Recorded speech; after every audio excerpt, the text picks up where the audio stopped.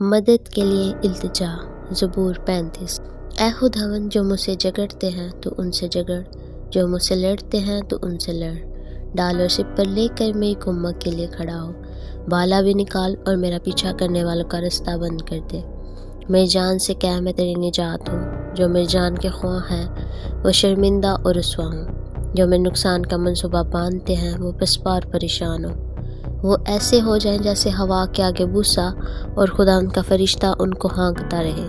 ان کی راہ اندھیری اور پھسلنی ہو جائے، اور خدا ان کا فرشتہ ان کو رگیدتا جائے، کیونکہ انہوں نے بے سبب میرے لیے گڑھے میں جال بچھایا اور ناحق میری جان کے لیے گڑھا کھودا ہے۔ اس پر ناگہان تباہی آ پڑے، اور جس جال کو اس نے بچھایا ہے اس میں آپ ہی پھنسے اور اسی ہلاکت میں گرفتار ہو۔ لیکن میری جان خدا میں خوش رہے گی اور اس کی نجات سے شادمان ہوگی۔ میری سبڑیاں کہیں گی، اے خدا تجھسا کون ہے جو غریب کو اس کے ہاتھ سے، جو اس سے زوراور ہے، اور مسکین و محتاج کو غارت گھر سے چھڑاتا ہے۔ جھوٹے گواہ اٹھتے ہیں اور جو باتیں میں نہیں جانتا وہ مجھ سے پوچھتے ہیں۔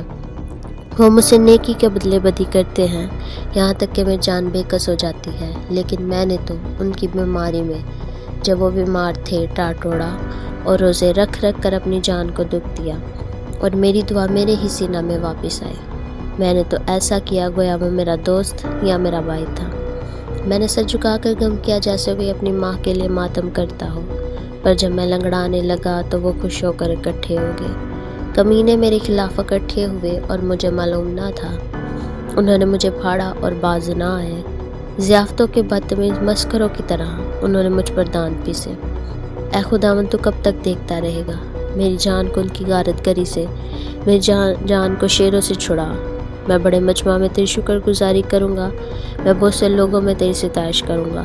جو ناحق میرے دشمن ہے مجھ پر شادیانہ نہ بجائے، اور جو مجھ سے بے سبب عداوت رکھتے ہیں چشمک زنی نہ کریں، کیونکہ وہ سلامتی کی باتیں نہیں کرتے بلکہ ملک کے امن پسند لوگوں کے خلاف مکر کے منصوبے باندھتے ہیں۔ یہاں تک کہ انہوں نے خوب منہ پھاڑا اور کہا، ہا ہم نے اپنی آنکھ سے دیکھ لیا۔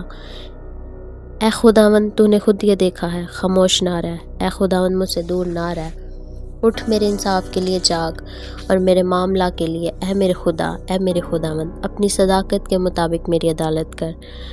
اے خداوند میرے خدا، اور ان کو مجھ پر شادیانہ بجانے نہ دے۔ وہ اپنے دل میں یہ نہ کہنے پائے، ہم تو یہی چاہتے تھے۔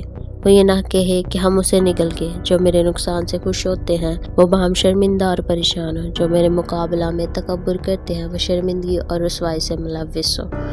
جو میرے سچے معاملہ کی تائید کرتے ہیں وہ خوشی سے للکارے اور شاد ہو۔ وہ سدا یہ کہے کہ خداوند کی تمجید ہو۔ جس کی خوشنودی اپنے بندہ کی اقبال مندی میں ہے، تب میری زبان سے تیری صداقت کا ذکر ہوگا اور دن بھر تیری تعریف ہوگی۔ آمین۔